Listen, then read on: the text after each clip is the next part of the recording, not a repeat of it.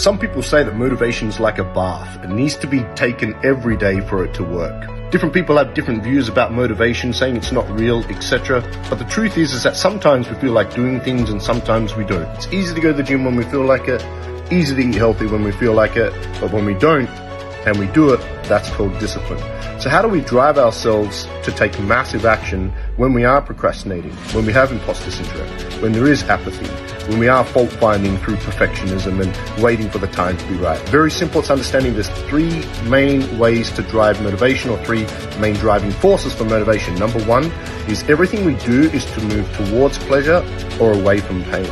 When we make a decision to no longer settle for being fat, broke, a drug addict, an alcoholic, porn addicted, whatever it might be, that's when we make a decision.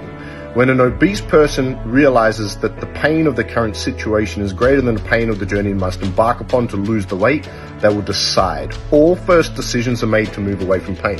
But then we need to switch our focus to move towards the goal which we want, to the top of the mountain, to the peak, the body of our dreams, the financial freedom, our soulmate, whatever it might be. So number one is understanding what your pleasure and pain points are and using them to drive you. Number one. Number two is our values. The deepest part of the driving factor of human nature is what's most important to us. Our top two values in life will determine probably 80% of our behavior. The number one thing in my life is family.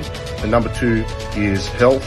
Number three is career, and 4 or 5 is going to be money or financial freedom. I'm probably not going to be prepared to do what I need to do to create financial freedom. So you can switch through conscious choice the hierarchical dominance values in order. Number 3 is your why, your WHY. Some people say your why is what hurts you, your why should make you cry. This is the thing that keeps you awake at night because you're so fucking excited to get up the next morning. When you wake up, you jump out of bed like your bed is on fire.